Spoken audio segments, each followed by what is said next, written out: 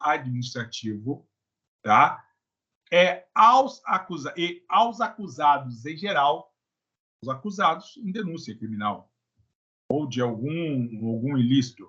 Tome cuidado que, por exemplo, eu vi, outro dia eu estava visitando a Academia da Agulhas Negras, estava conversando com um coronel que era comandante de curso, né, que é coordenador de curso, lá se chama comandante de curso, ele estava reclamando comigo que hoje em dia ele não pode punir nenhum cadete sem antes dar a ele exatamente as matrizes normativas constitucionais. A ampla defesa, o contraditório, o devido processo legal, aquele negócio que tinha antes de tá punido, não pode. Não pode ser mais assim, não. Vai, fica de pernoite, vai para a cadeia, não existe mais isso, não. É constitucional dar aos acusados em geral e a qualquer pessoa em processo judicial administrativo o contraditório e a ampla defesa, com os meios e recursos a ela inerentes. Isso quer dizer que eu posso pegar e fazer um processo administrativo contra uma determinada pessoa, acusando, vamos dar um exemplo aqui, dentro da instituição, um aluno agride um professor, ou um aluno agride outro aluno. Vamos colocar agressão entre alunos. Isso na esfera civil, na esfera criminal, é outra coisa. Na esfera civil, esfera criminal, é outra coisa. Na esfera administrativa da instituição, nós temos regras, nós temos regulamentações a respeito do comportamento em sala de aula a todos os alunos. Pode-se abrir, a instituição abre o inquérito administrativo para aplicação da sanção administrativa de acordo com a nossa. Exemplo, pode ocorrer a suspensão do aluno, pode incorrer na jubilação do aluno, pode ocorrer na advertência ao aluno. E bota na cabeça, mas para eu fazer esse processo, eu inicio o processo e dou à outra parte a ampla defesa, o direito de ampla defesa e contraditório que for adquirido nesses casos. Nesse caso, vai ouvir o depoimento da testemunha, ele pode trazer advogado. Aconteceu, eu já fui presidente de alguns inquéritos aqui na instituição, e aconteceu de um aluno vir com um advogado. Aí todo mundo, quebrou. Não, pode, claro, problema nenhum. Pode vir representar o advogado. O advogado pode falar? Pode falar. Eu era o presidente, aí quando entrou o advogado, era uma aluna minha. Tinha sido uma aluna minha. Professor Vacilo, o senhor? Só eu. E nós conversamos, e ela fez a defesa do aluno, sem problema nenhum. Então, a contestação é o contraditório. Tá? A contestação tem contraditório. A toda acusação, a toda inicial, tem que ter o direito da defesa, que é o contraditório. E essa defesa mais ampla possível. Na mesma natureza jurídica, é o artigo 5º, inciso 35. Tá? Nesse caso, se você administrativamente não concordar com aquela solução, você pode exigir a prestação jurisdicional do Estado, que é o inciso 35. A lei não excluirá do Poder Judiciário lesão ou ameaça a direito. Então, se você fez administrativo, não pode fazer o judiciário? Não, ao contrário. Você pode não concordar com a sanção administrativa que incorreu e pode, muito bem, ao judiciário. Vou dar um exemplo administrativo muito interessante. O que aconteceu? Aconteceu que uma determinada chefia de uma organização privada, não é organização educacional, uma organização de compra e venda de produtos, comércio no varejo, o chefe de uma pessoa assediou sexualmente uma outra pessoa. Assediou sexualmente. A pessoa pegou, foi no RH, fez a denúncia do chefe. O RH, a setor de gestão, abriu o inquérito administrativo e foi averiguar aquele gerente que assediou o empregado, o colaborador, de forma sexual. Foi aberto o inquérito, ela teve a ampla defesa, o contraditório e tudo mais.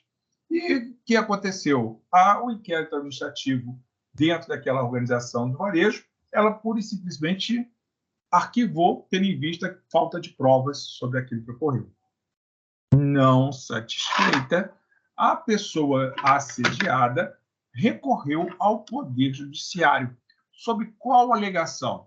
Interferência na corrente organizacional sobre o processo. Como assim?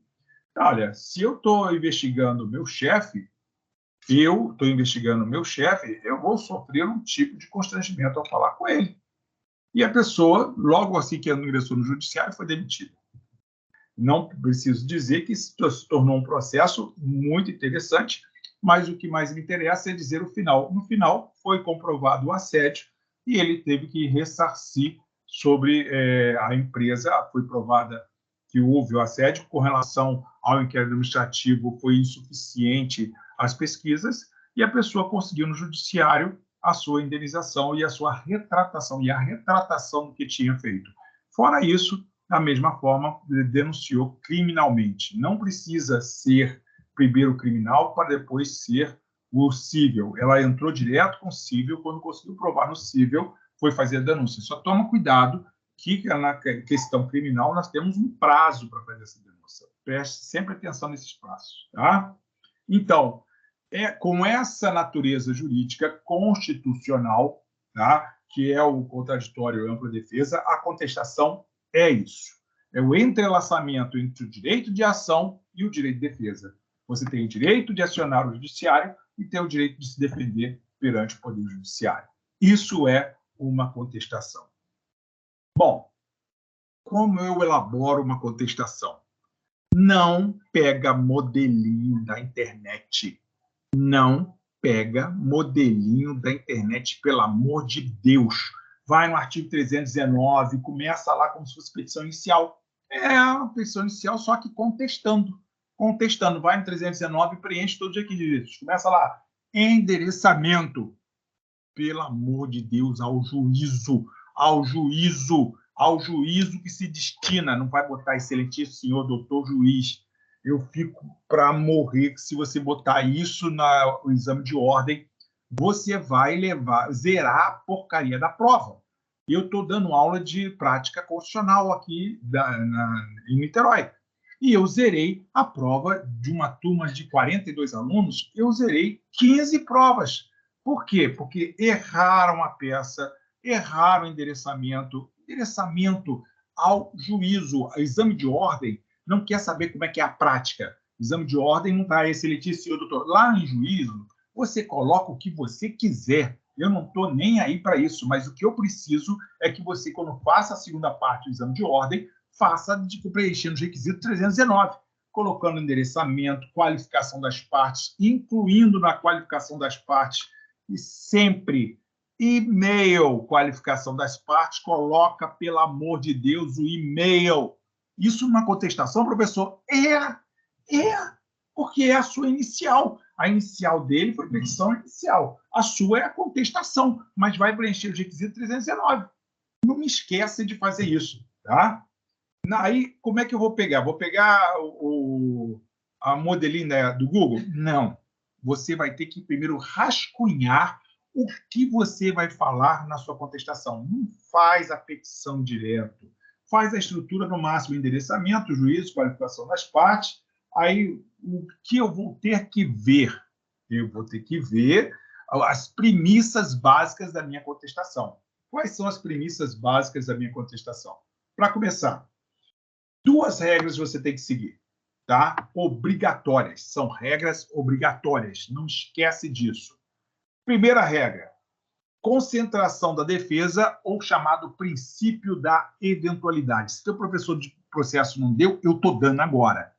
Concentração da defesa ou princípio da eventualidade significa que cabe ao réu formular toda a sua defesa na contestação.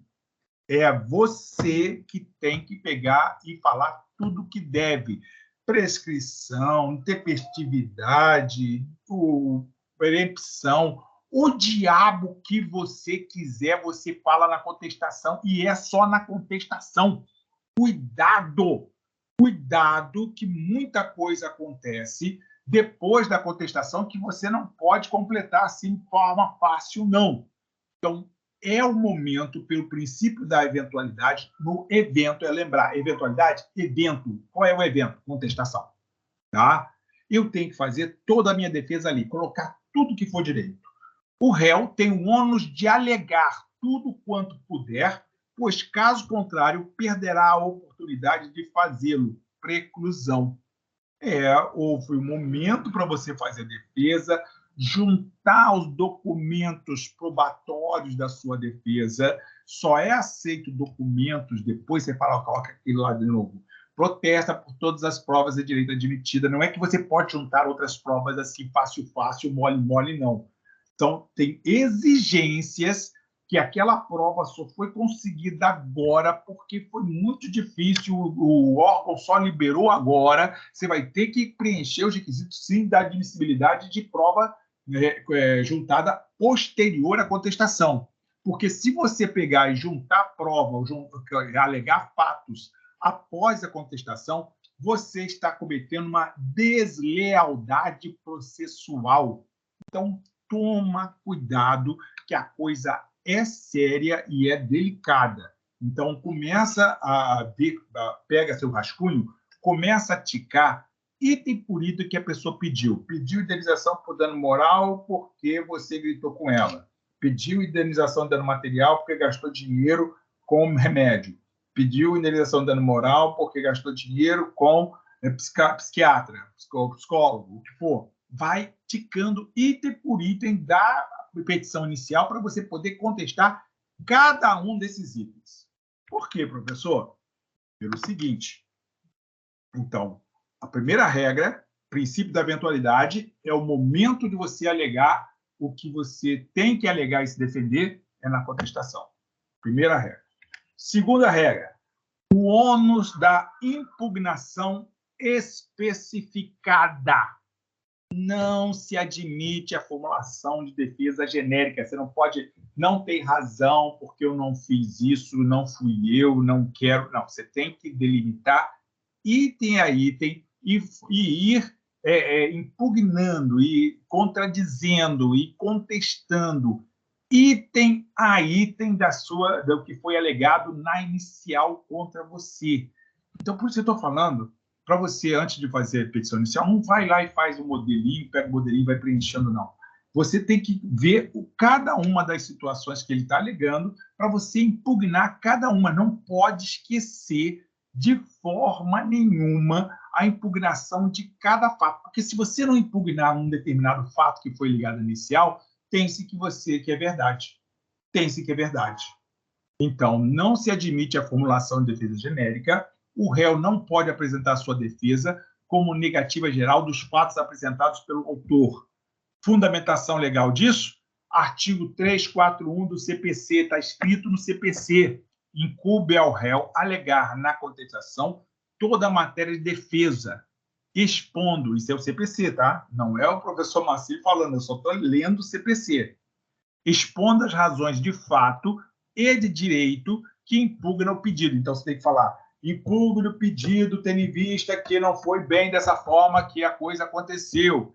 Ele se machucou quando tentou me dar um soco e socou a parede.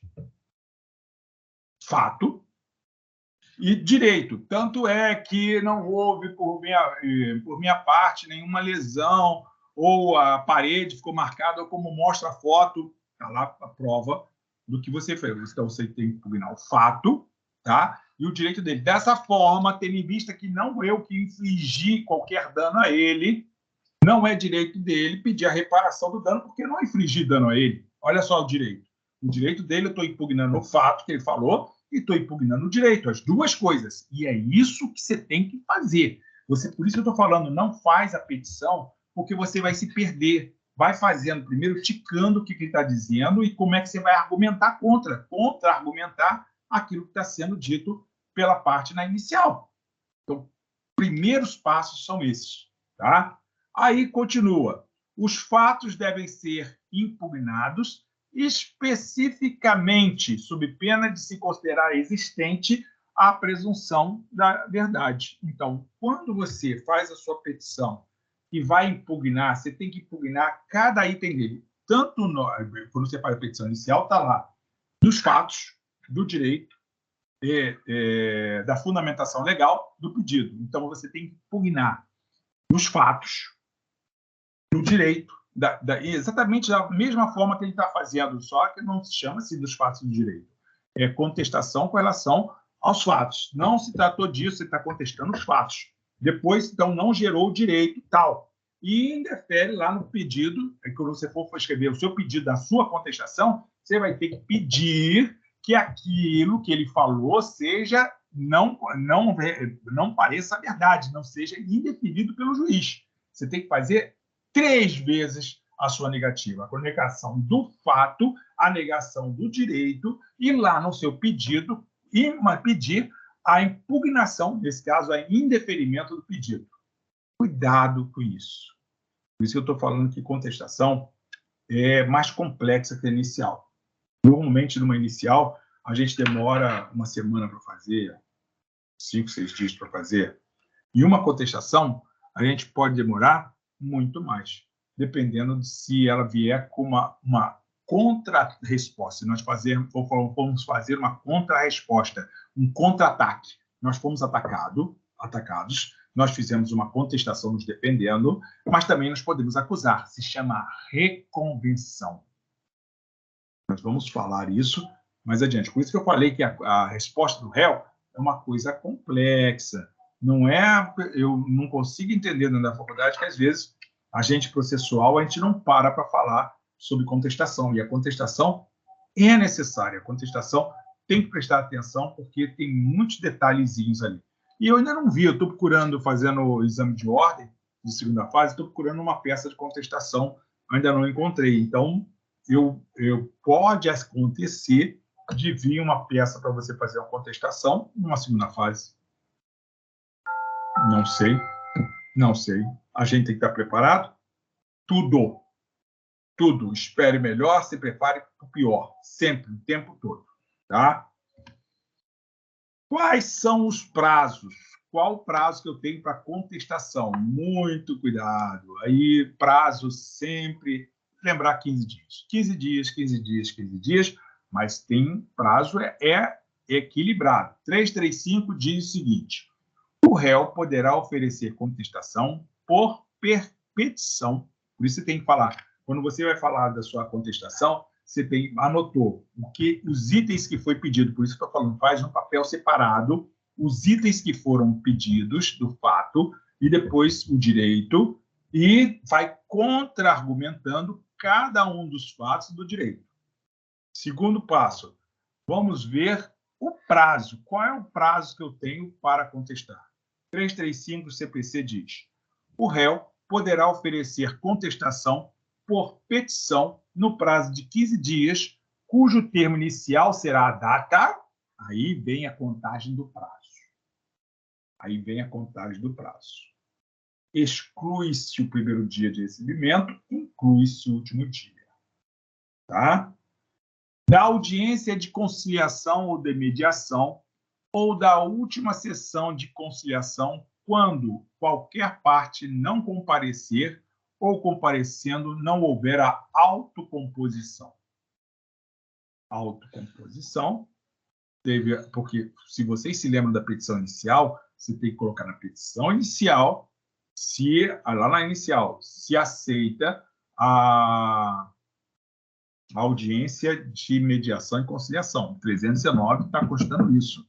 319 consta lá na sua petição inicial, deverá conter se a concordância com a audiência de mediação e conciliação.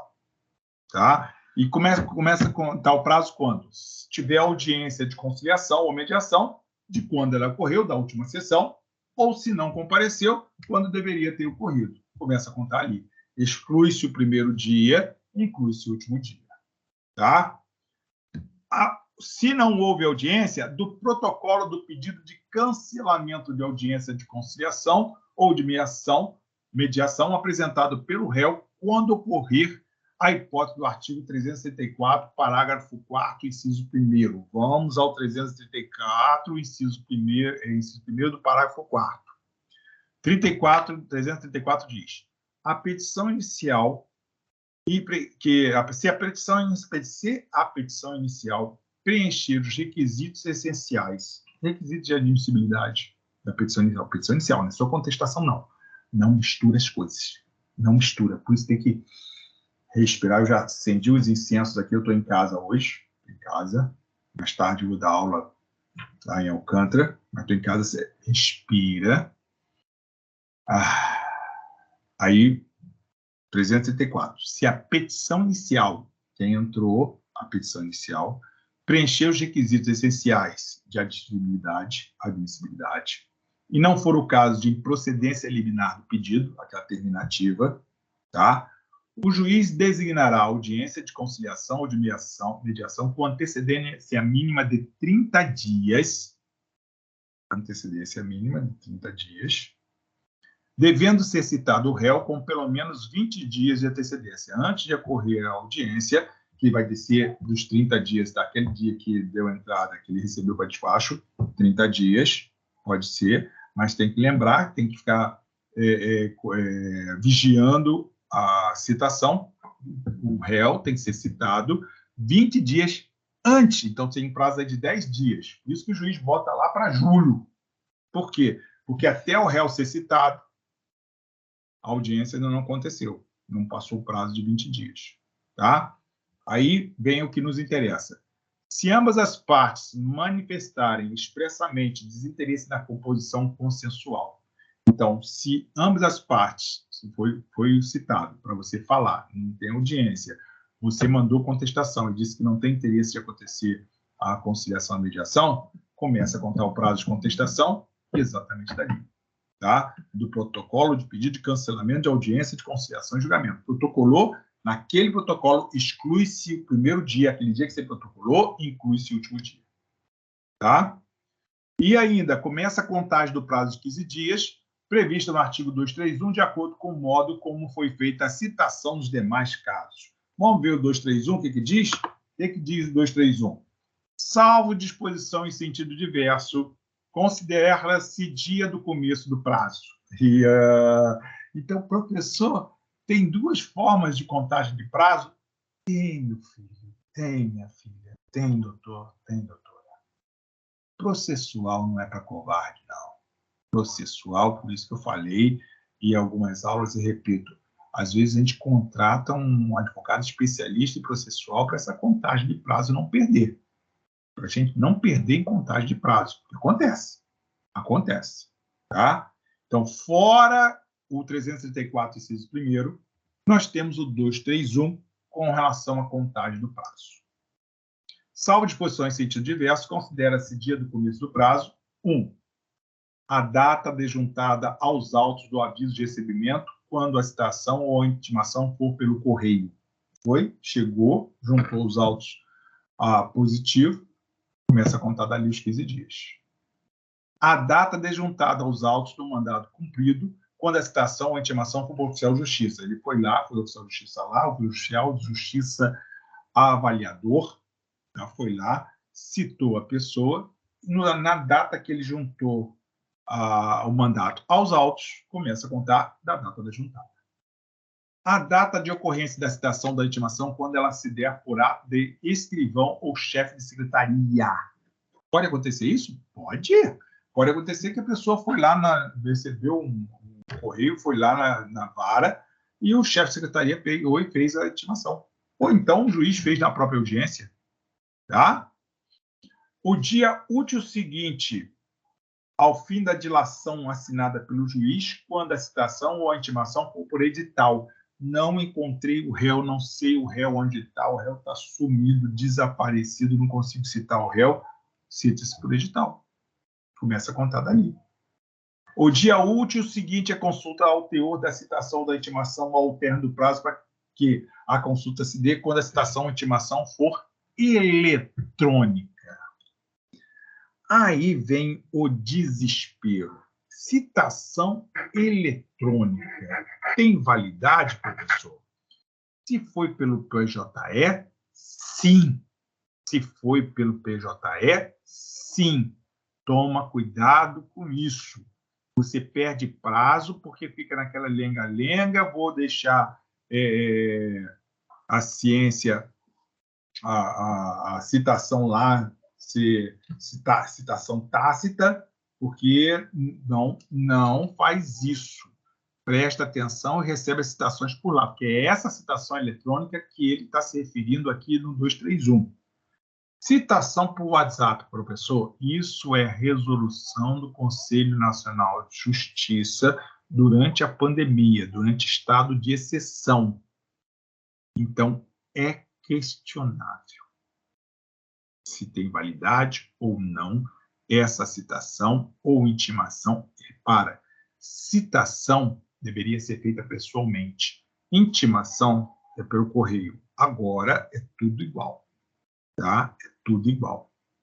Diferença de citação, cite-se citando, porque você tem que tomar providência no processo, que o processo é seu. Intimando. Olha só, tem alguma coisa aqui. Se você quiser, isso é intimação. A data adjuntada do comunicado do que trata o artigo 232, ou não havendo esse, é a data adjuntada da carta aos autos de origem devidamente cumprida, quando a citação ou intimação se realizar em cumprimento de carta. Carta que a pessoa pega e leva. Ela levou a carta lá e pegou o arrogo da pessoa e levou junto à carta. Ou carta aplicatória também. Tá? A data de publicação, quando a intimação se der pelo Diário da Justiça, impresso ou eletrônico. Você recebe pela OAB, quando você se formar e você tiver inscrição na ordem, você vai receber essas diário eletrônico da OAB, a OAB te manda o diário eletrônico, e sem contar que você pode ter push também. Você pode ter se colocado no push para te avisar. Push.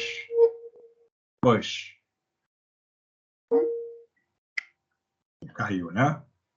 Push, deixa eu voltar aqui, caiu.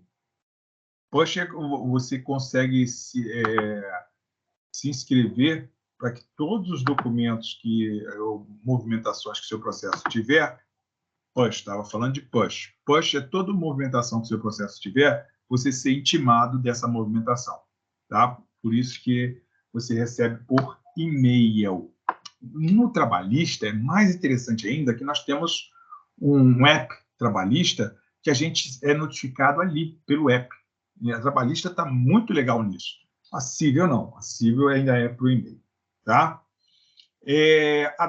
O dia da carga, quando a intimação se der por meio de retirada dos autos sem carga no cartório de secretaria, isso aí do processo físico, porque não precisa tirar mais autos, são todos autos eletrônicos. Isso aqui é quando ainda tem processo físico, tá? E aqui, o 5º dia útil da confirmação, na forma prevista na mensagem de citação do recebimento da citação realizado por meio eletrônico.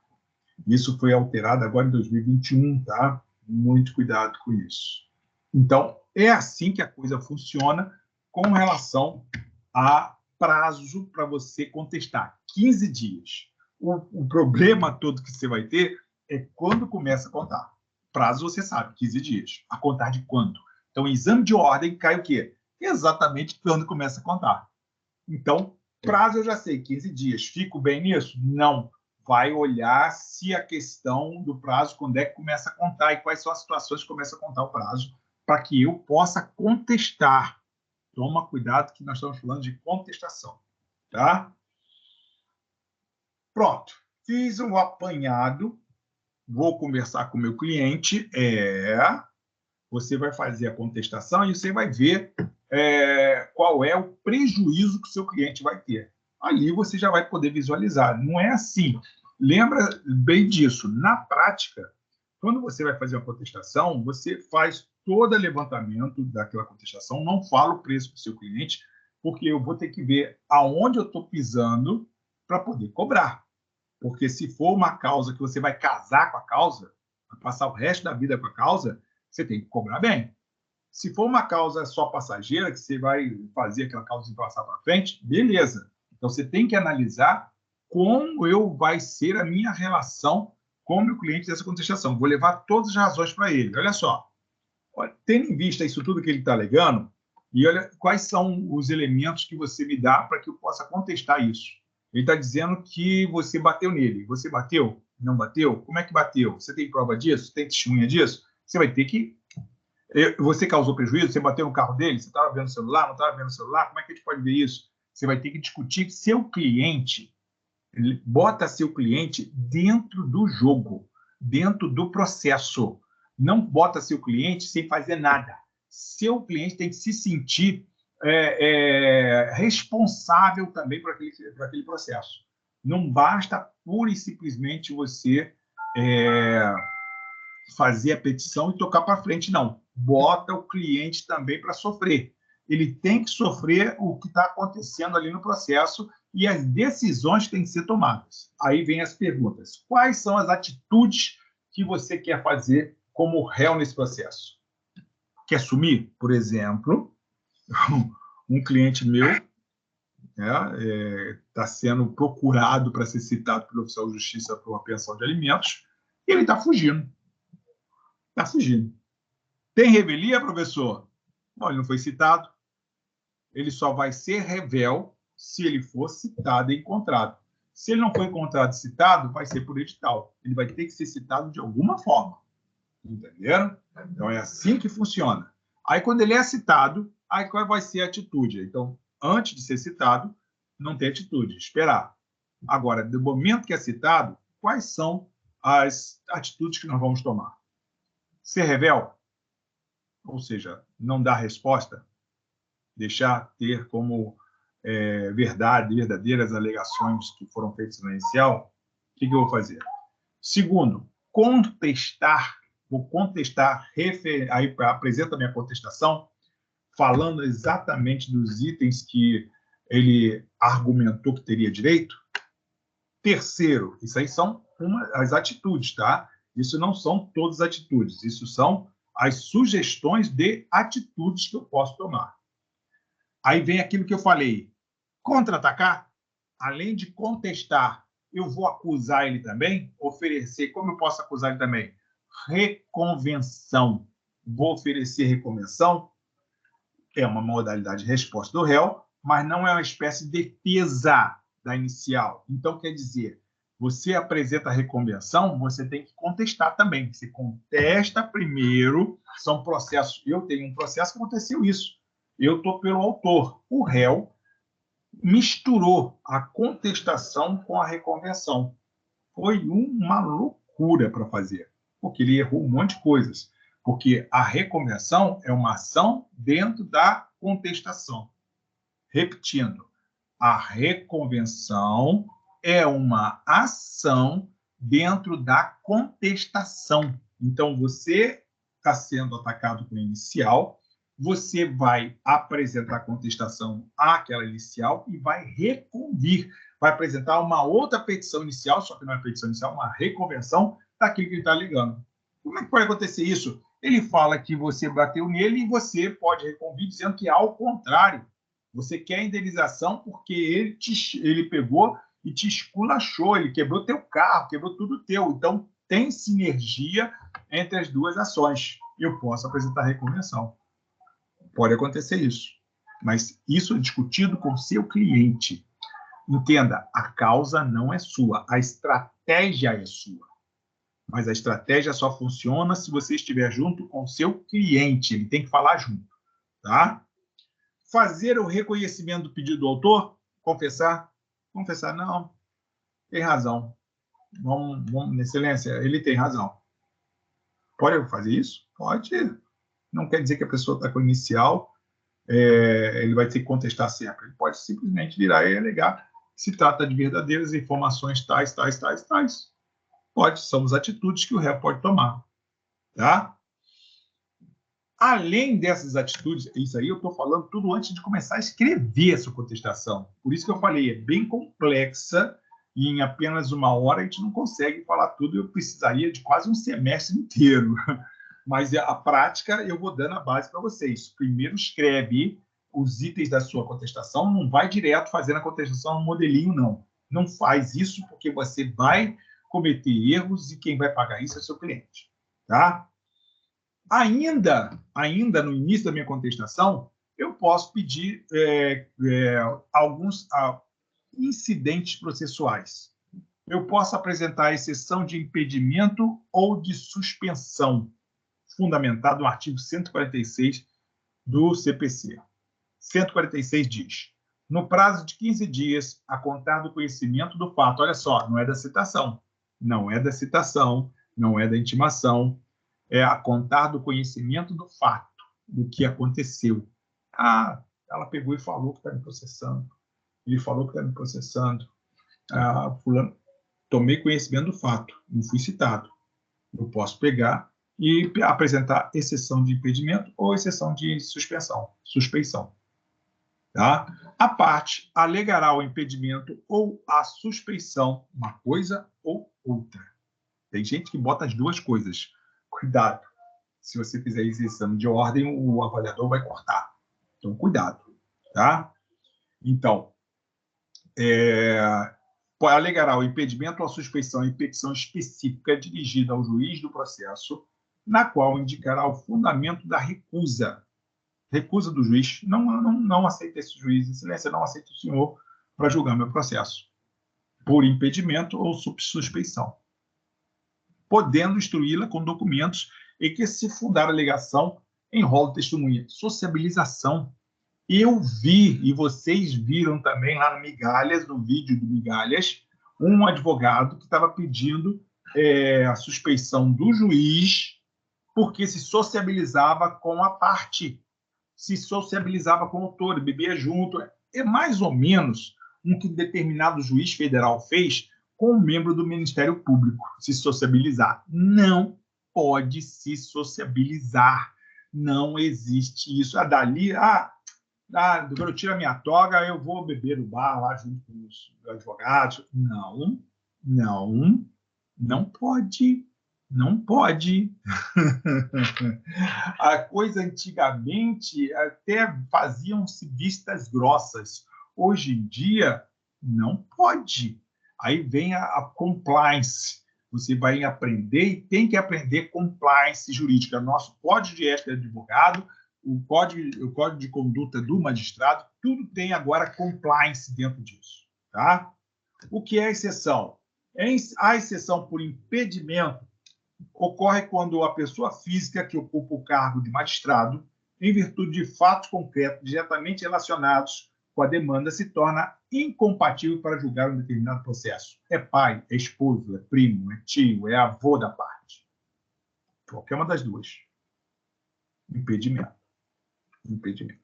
Suspeição se diz com a alegação de suspeita da parcialidade que possa ser feita contra o juiz, contra o Ministério Público, contra o escrivão, se eventual de justiça. São amigos, bebem juntos lá depois do jogo.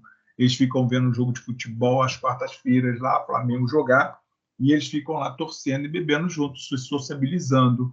É suspeito, ele pode ser parcial. Entenderam?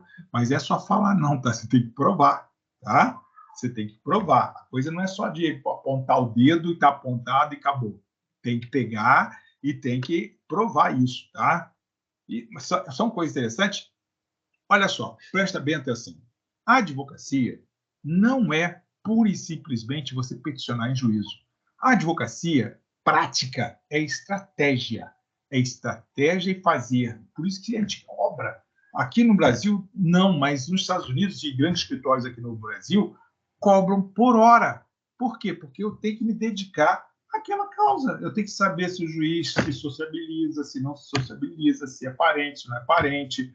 Vocês estão vendo transversas aí, contratações transversas o tempo todo. Você está vendo um monte de coisa acontecer, só que não se admite mais isso. Não se admite mais. Você pode perder uma, pode perder duas, mas uma hora aquilo vai parar. Eu acredito nisso. E espero que você passe a acreditar nisso também. Então, pode, antes de você contestar, você apresentar a exceção de impedimento ou de suspeição do juiz. Impedimento não pode, que é parente, não é impedido, ou suspeição, ele vai ser parcial porque ele se sociabiliza com as partes. Não pode. Tá? Aí não contestei. Seu cliente pegou e preferiu não contestar. Então, ocorrerá a revelia. A revelia ocorre com a ausência de contestação tempestiva. O réu não apresenta tempestivamente dentro do prazo, intempestivamente fora do prazo. O réu não apresenta tempestivamente sua contestação. Revel é o sujeito que, embora citado, não se defendeu por intermédio da contestação. Então, se você não contestar, você é revel, não é só faltar audiência, não. Tá? Não é só faltar audiência, é você não contestar. Você pode estar até presente, mas não contestou. Então, você pode ser declarado pena de confissão, tá? Pode não ser revel, porque você está lá, mas dá-lhe a pena de confissão porque você não contestou. Ou se você faltou, simplesmente não apareceu, pena de revelia. Então, essas duas coisas. Quais são os efeitos da revelia? Presunção de veracidade das alegações de fato do autor, que o autor falou, presunção. Não quer dizer que é verdade o que ele falou. Quer dizer que se presume como verdadeiro, tá? Aquilo que ele falou. 2. Preclusão das matérias de defesa. Preclusão quer dizer o quê? Quer dizer que você perdeu o prazo, tá? Precluiu o seu direito de defesa, porque o prazo para apresentar a defesa naquele processo já passou. Preclusão. Preclusão é a perda do prazo. E a perda do prazo, nesse caso, perdeu a sua defesa, perdeu o momento que você poderia alegar as matérias de defesa. Posso outras? Pode.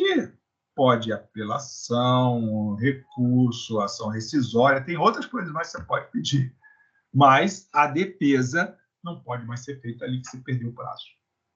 Não haverá mais intimação do réu que não possui advogado constituído nos autos do processo. Então, foi declarado revel, não tem advogado nos autos, abraço. Vai continuar do jeito que está. Revel por quê? Lembre, foi citado e não foi na audiência ou não contestou. Tá? Toma cuidado com isso. E, consequentemente, a revelia autoriza o julgamento antecipado da lide.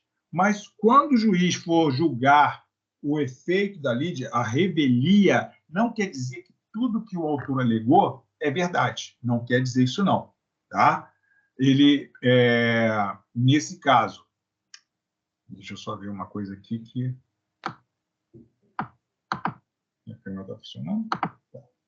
Está funcionando.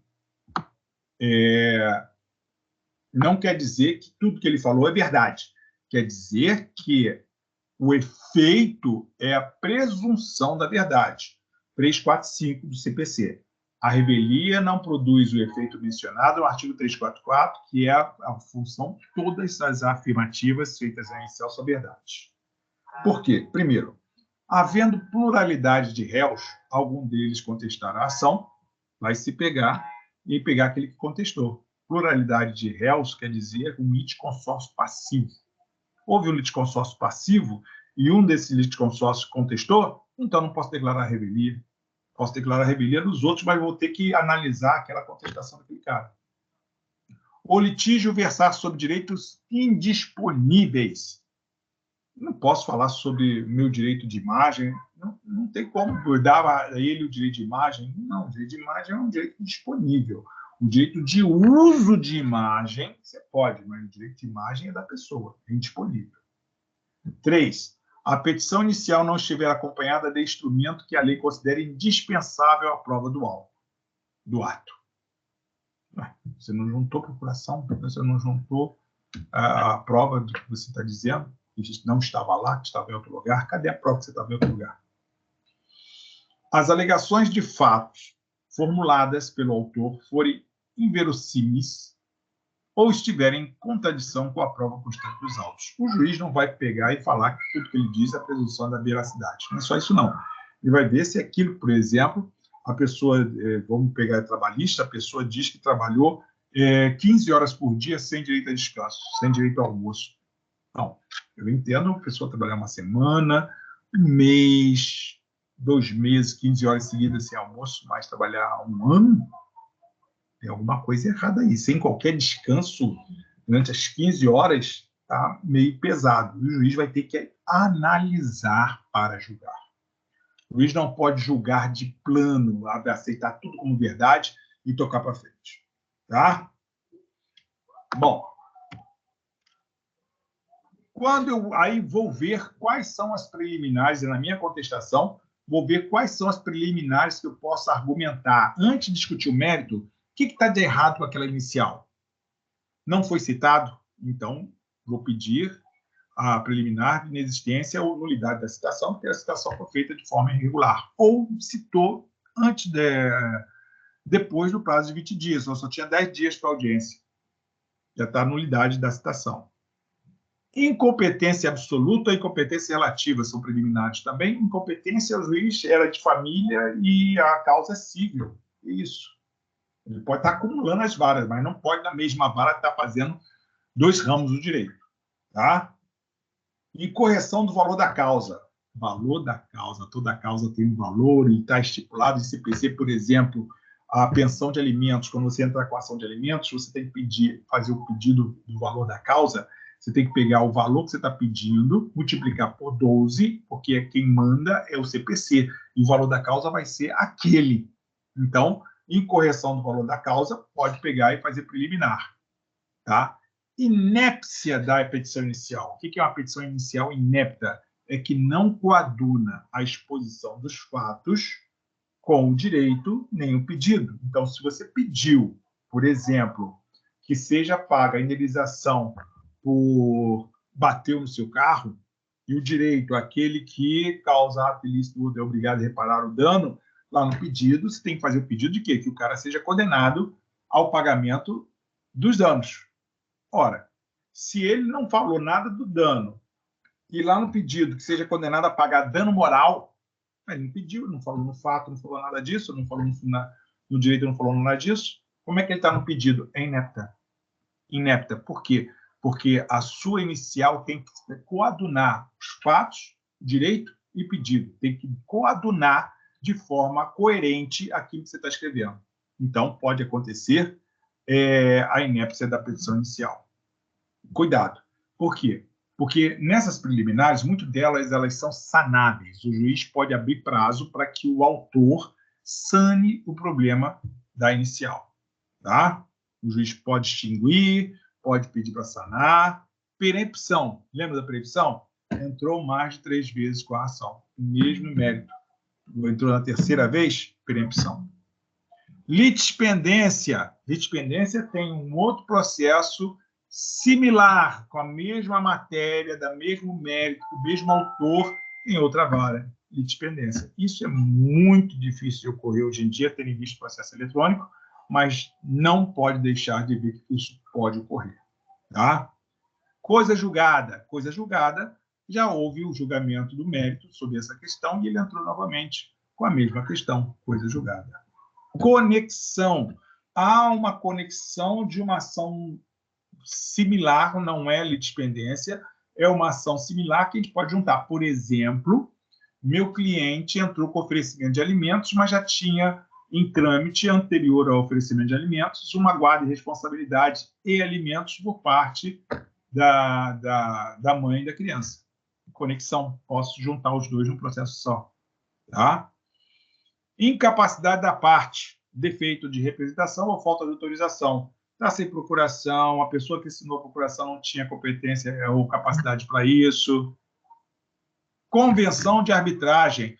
Tinha, por exemplo, numa locação, no contrato de locação, tinha a eleição do foro arbitral. Então, o juiz pode tomar conhecimento de um processo cujo contrato tinha eleição de foro arbitral? Não, ele tem que se declarar impedido, nesse caso, incompetente, né? Impedido, nem incompatível, incompetente para isso, porque o foro deveria ser julgado arbitral, tendo em vista a convenção de arbitragem. A ausência de legitimidade ou de interesse processual da parte. Não é legítima, a parte não é legítima. Os herdeiros entraram com a ação se tem inventariante. Quem representa o espólio não são os herdeiros, quem representa o inventariante. Não tem inventariante? Aí é outra coisa. Tá? Falta de caução ou de outra prestação que a lei exige como preliminar. Se você vai fazer consignação em juízo, como é que você não fez o depósito? Você tem que pegar e fazer o depósito e mostrar para o juiz que você calcionou aquele pedido que você está querendo pagar. Indevida concessão de benefício, gratuidade e justiça. O cara é malandro. pediu gratuidade, o juiz deferiu, mas ele tem dinheiro. Você pode pegar e alegar isso em preliminar? Pode. Olha, isso aqui para você estar vendo, eu passei 1 hora falando. 1 hora falando, só para mostrar para vocês o que você tem que fazer antes para você fazer a sua contestação. Antes de você fazer a sua contestação, você vai ticando. Está isso, está aquilo, está aquilo outro, para depois você entrar no mérito da questão. Aí, contradizer os fatos, contradizer o pedido. Antes disso tudo, você tem que pegar e fazer um esboço da sua contestação. Não pega modelinho na internet, pelo amor de Deus. O mesmo é para você aprender. E a melhor forma de você aprender é você tratando dessa forma, você fazendo um rascunho do que você vai compor, de que você vai discutir, porque fica fácil depois que você for montar a sua contestação, já está tudo rascunhado. E é assim que você faz. Tá? Bom, é 1 hora só, são 4 horas e 5 minutos. Nós iniciamos a nossa contestação. Numa outra oportunidade, nós vamos continuar a nossa jornada de aprendizagem, nós vamos dar continuidade a ela, mas eu preciso que vocês prestem muita atenção e cuidado quando vocês forem contestar. Não pega modelinho e faz modelinho. Você pode até pegar para ver como é que é a estrutura, mas monta o seu separadamente, que eu garanto a vocês que vocês vão aprender a fazer. Tá? Na nossa próxima jornada de aprendizagem, nós vamos continuar do mérito da contestação em diante e vamos elaborar. Eu vou fazer como eu fiz na procuração, como eu fiz no subestabelecimento, nós vamos fazer uma contestação de um determinado caso para mostrar para vocês. Tá ok? Bom, por hoje está bom. Por hoje nós encerramos. Eu vejo vocês, temos um outro título, não é a continuidade da contestação, não. Eu vou fazer uma outra para continuar a contestação. No dia 17, provavelmente, nós teremos outra jornada de aprendizagem, e eu espero encontrar vocês, que a gente vai bater aquele papo sobre o assunto. Tá ok? Se tiverem dúvidas ou perguntas, ou quererem, por exemplo, os slides, me manda no meu e-mail, que eu respondo para vocês. Tá ok? Foi um prazer, um abraço para vocês, vejo vocês na próxima vez, ok? Abraço. Tchau, tchau, gente.